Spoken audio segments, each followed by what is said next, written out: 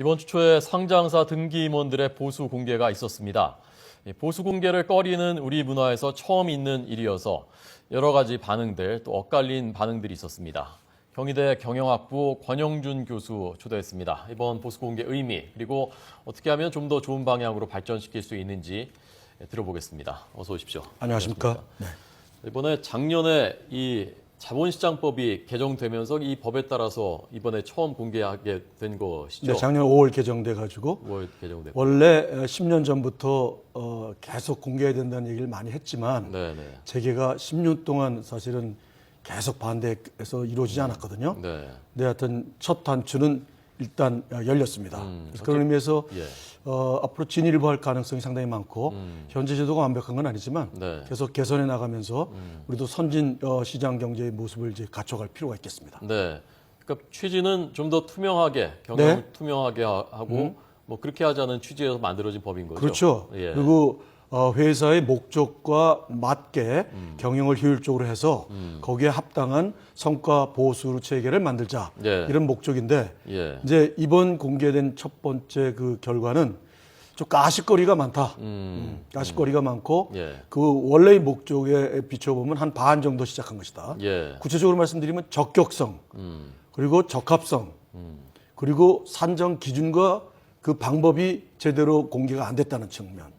그리고 적격성이라는 말씀드리면 이제 다 아시겠습니다만 1년 내내 감옥에 있었던 뭐 총수들 예. 예. 이 사람들 일 안 한 거 아닙니까?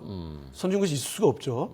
그런 사람들한테도 뭐 수백억씩 지금 뭐 봉급과 상여금을 지급을 했고 네. 네. 그리고 실질적으로 기업의 모든 권한을 다 좌지우지하는 절대 권력을 가지고 있는 총수들이 비등기라는 이름으로 지금 완전히 공개해서 빠져버린 것 이런 것들은 사실은 큰 아직 그 결점이라고 이렇게 볼 수 있겠습니다. 네.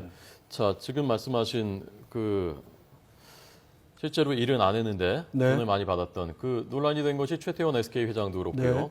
김승현 회장도 한화 그렇고요. 회장도 그렇고요. CJ. 네. 네. 주요 대기업 등기 임원 가운데 제일 많이 받은 사람이 최태원 회장이었고 네. 2위는 정몽구 회장, 3위는 김승현 한화 회장이었고요. 자, 4위도 한번 볼까요? 자, 다음 보여주시죠. 아, 네. 4위는 없네요. 네네. 6위는 조양호 회장, 7위는 최신원 회장. 자, 이렇게 짓게 됐습니다. 뭐 4위라고 얘기할 수는 없겠지만 네. 담철건 회장 같은 경우 오리온. 오리온의 그 네. 담철건 회장 같은 경우에는 2심에서 사실 실형이 떨어졌었거든요. 네, 네. 그런데 대법원에서 돈도 다 갚았고 그리고 뭐 그 자숙하고 그러니까 이제 집행유예로 먼저 판결을 했어요. 예. 5년 집행유예였죠. 그런데 그 이후에 다시 자기가 문제를 일으켰던 그 회사 아이팩이라는 회사인데요. 이 아이팩이라는 회사로부터 거기에 순이익이 한 25억밖에 안 납니다. 예. 그런데 자기 150억 그리고 일가 다 합해서 한 300억 되는 돈을 그 모조리다시피 또 배당으로 받아가거든요. 예. 배당률이 1600%입니다. 예. 16배의 그 액면가 대비 16배 되는 배당금을 받아가는 그런 것도 사실 도덕적 해가 큰 것들이죠. 네. 뭐 그런 것 다 같이 우리가 사례로 비판할 수 있을 것 같습니다. 예. 자, 다른 선진국들이 있지 않습니까? 네네. 다른 선진국들은 이 법이 어떻게 되어 있습니까? 어디까지 어떻게 공개하게 되어 있습니까? 그러니까 뭐 등기사 사실은 선진국에 여러 종류가 있는데요. 예. 미국의 예를 들면 그건 등기 비등기 관계없이 CEO, CFO 그리고 연봉 총액이 많은 3명을 예. 전부 공개하게 되어 있습니다. 한 회사에서 연봉 그렇죠. 3위까지. 3위까지요. 그러니까 저 삼성그룹에서 이건희 회장이 제일 많이 받지 않겠습니까? 네네. 당연히 공개가 되겠죠. 그리고 유럽 같은 경우에는 이제 지배주주가 없는 그런 회사인 경우에는 등기이사가 바로 이사회에서 모든 그 권한을 행사하는 거니까 예. 권한과 책임이 같이 상응하는 거니까 문제가 될 게 없어요. 그러니까 지금 연봉이 많다 적다가 전혀 지금 실제로는 일종의 그 언론에 보도된 내용들 보면 예. 국민들의 정서를 자극하는 야 뭐 직원들보다 뭐 몇십 배 받는다. 예. 이게 사실 중요한 것이 아니고 선진국 같은 경우는 1000배 받는 데도 있거든요. 그 자체보다도 과연 그런 능력에 맞게 책임에 상응한 그러한 봉급을 받아갔느냐 이걸 따져야 되는데 그런 측면에서는 예. 이번 공개에서 사실 산정 기준이라든가 네. 그리고 감옥에 가 있는 일 하나도 안 한 사람, 물론 주주로서 큰 결정을 하긴 했겠죠. 네네. 지배주주로서. 예. 뭐 SK 최태원 회장 같은 경우 하이닉스를 인수했다는 것 자체가 경영 능력이라는 측면에서 볼 때는 과감한 결정을 한 거 아니겠습니까? 그 측면에서는 배당금 많이 받아갈 수도 있다고 생각해요. 그러나 다른 것들은 근거가 없는 것들을 받아간 것들이 있거든요. 예. 그러니까 우리가 옥석을 가리자. 금액 과다가 문제가 아니다. 적합하냐, 적격하냐, 그리고 산정 기준이 과연 합리적이냐 이런 측면에서 사실은 기준을 만들어냈어야 되는데 방금 이제 앵커님 말씀하신 건 작년 5월달에 자본시장법을 개정해서 예. 임원의 보수를 총액 베이스에서 개별 베이스로 이제 공개하기로 결정했지 않습니까? 예, 예.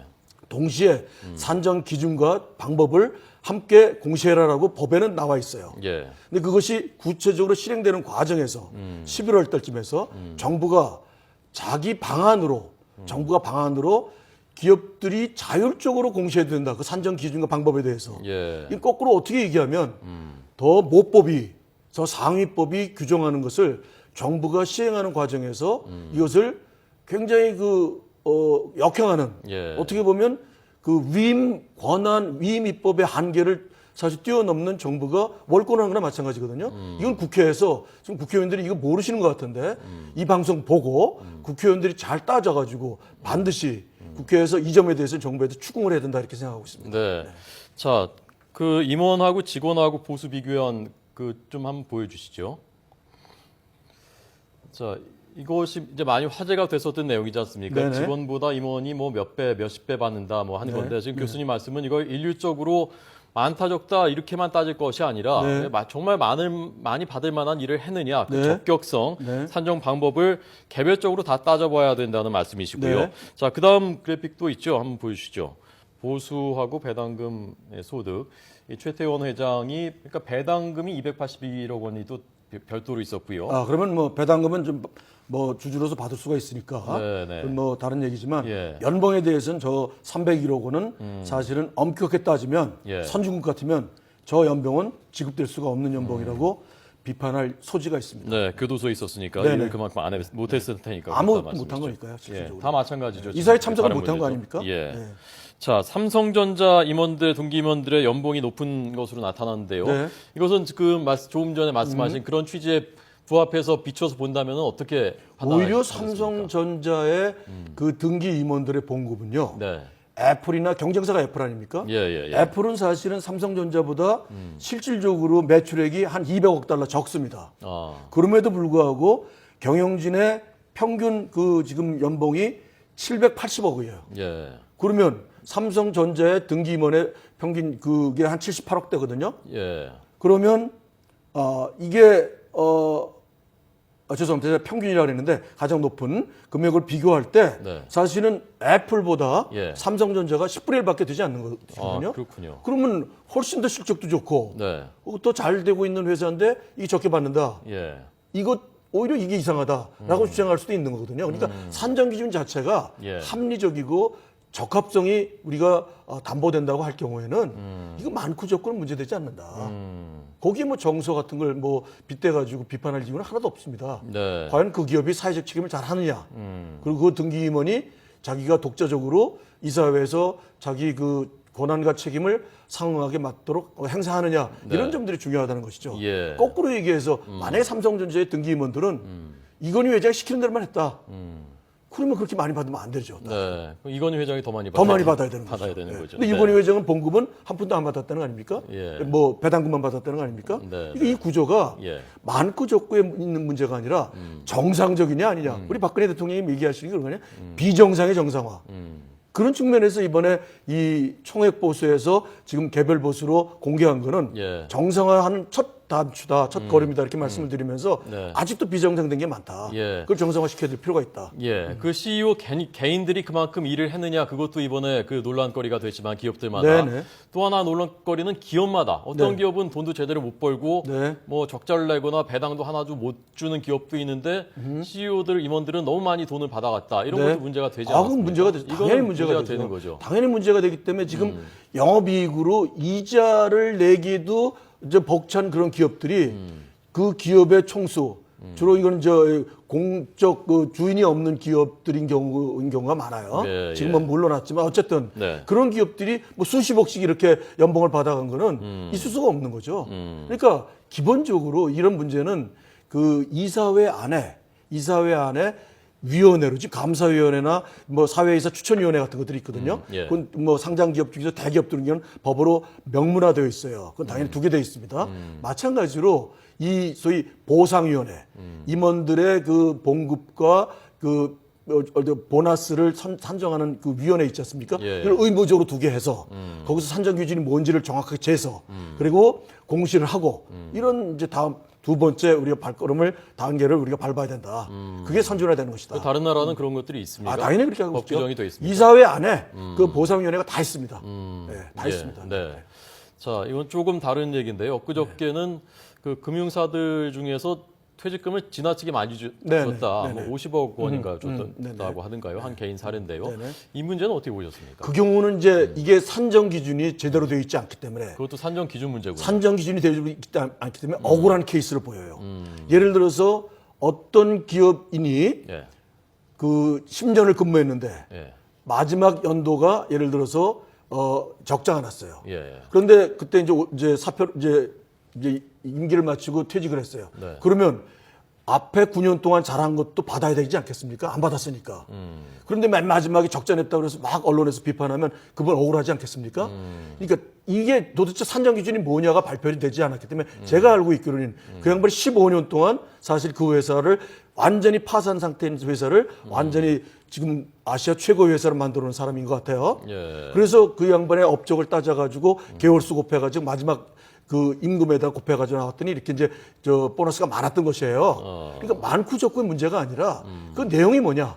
구체적으로 그 내용이 적합성이 있고 적격성이 있느냐. 이것을 우리가 따져봐야 되는데 예. 이거 문제 그렇게 지금 공시를 안 하니까 네. 그냥 완전히 그냥 가십거리식으로 이제 공시를 해버리니까 오히려 그런 사람들인 경우에는 억울한 피해를 받는 경우도 나온다. 이렇게 볼 수 있습니다. 그래서는 산정 기준이 나름대로 있었다는 거군요. 네네네. 예. 내부에서 있었는데 그걸 공시를 안 하는 거예요. 사실 했으면 떳떳하거든요. 이번에 그래서 그거를 기자들이 가서 물어봤더니 설명을 그렇게 했더라고요. 저도 그렇게 해서 알았던 내용들인데 네. 그럼 문제될 거 없지 않습니까? 예. 많고 적고는 문제되지 않고 네. 과연 받을 만한 사람이 받았느냐.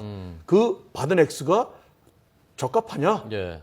이자 못 내고 계속 그 적자 되는 회사가 그렇게 많이 받아가면 아무리 공적 기업이라고 해도 문제가 있는 거 아니겠습니까? 네, 네. 그러니까 비정상을 정상화하는데 예. 이번 그 공시하는 것이 앞으로 더 계속 문제되는 것을 보완해야 될 필요가 있다. 네. 저는 그렇게 생각하고 있습니다. 예, 교수님 오늘 말씀 들어보니까 전반적으로는 이번 이 연봉 공개를 시작한 것이 비정상의 정상화 측면에서 첫 걸음은 잘 뗀 것인데 그렇죠. 앞으로 이제 가야 될 길이 멀고요. 네네. 그 걸음 중에 아까 산정위원회도 말씀하셨고 네네. 어떤 보상위원회? 것, 예, 네네. 보상위원회? 네, 보상위원회. 보상위원회. 네네. 아 예, 어떤 것들을 우리가 시급하게 좀 해야 되는지 마지막으로 좀 그러니까 정리해 주시죠. 그 보상위원회에서 상여급을 산정하는 기준 정확하게 우리가 이제 그걸 공시를 해야 될 것이고요. 예. 그리고 상여금 중에는 이연 보상하는 것들이 또 있어요. 이연 보상? 그러니까 장기적으로 성과를 보상해주는 그런 것들이 무엇이고, 그리고 단기적으로 보상하는 건 무엇이고, 예. 그리고 상여금을 주는 그 기준은 무엇이고, 또 연봉을 주는 기준은 무엇이고, 이런 것들을 정확하게 봐서 그걸 다 공시하면 그 기업들이, 그러니까 금감원이나 정부에서 그 소위 그 기준을 만들어 가지고 그 샘플을 정확하게 예시를 할 필요가 있어요. 벤치마크 기업들이 할 수 있도록. 그래서 기업들의 사정에 맞춰서 그 기준에서 공시를 하면 된다. 근데 일체 아무것도 알아서 해라 니들이 이런 식으로 만들었기 때문에 네. 그 안 한 데도 굉장히 많습니다. 안 한 데도 굉장히 많습니다. 예, 투명해지면 국민들이 사실 납득하기 그럼요, 쉬워지는 거죠. 그럼요. 자, 그런데 혹시 그 사기업들의 문제인데 그것을 정부가 다 일일이 기준을 이렇게 그 뭐랄까 제시하고 하는 것이 혹시 그 사기업들의 뭐 자유랄까요, 기업 자유랄까요, 그걸 침해하는 그런 측면은 없습니까? 그게 이제 지난 10년 동안 재계에서 반대해왔던 것인데요. 네. 이 사기업이라고 하더라도 예, 대한민국 땅에서 국민들과 함께 가는 이제 얼마 전에 그 뭐 우리 저 페이스북에 그 뭐 저커버그나 뭐 이런 여러 사람들이 1달러 봉급 얘기하지 않습니까? 예, 예. 페이스북에 그 올린 자기 그 내용이 뭐냐면 이윤을 목적으로 하는 기업이 아니라 서비스를 더 잘하는 기업. 예, 그리고 봉급을 받는 이유가 봉급을 많이 받아가지고 이제 회사를 운영하는 게 아니라 이윤을 많이 내서 더 좋은 서비스를 하는 기업으로 우리는 페이스북을 만들어 가겠다. 그런 것처럼 대한민국 땅에서 자랑스럽고 국민과 함께 가는 기업이라는 측면에서 볼 때는 네. 떳떳하게 그럼 누가 봐도 납득할 수 있는 그런 기준으로 가면 국민도 납득하고 예. 그리고 기업인들도 떳떳하고 문제될 게 하나도 없거든요. 예, 그런 예. 측면에서 사기업이라고 그래가지고 사기업이라 대한민국 법원에서 다 우리가 뭐 숨어서 활동하는 건 아니지 않습니까? 네. 그러니까 사기업이지만 그 사기업이 개인 기업이 아니라 예. 상장되어 있는 주식회사이고 그 국민들이 주주고 그리고 상당수의 투자자들과 외부 이해관계자들이 있기 때문에 예. 이런 측면에서 보다 합리적인 우리가 선진화를 추진해야 된다 이렇게 생각합니다. 예, 국민들에게 사랑받는 기업이 되기 네네. 위해서도 그렇게 해야 된다. 네, 오늘 경희대 경영학부 권영준 교수 얘기 들었습니다. 잘 들었습니다. 고맙습니다. 감사합니다.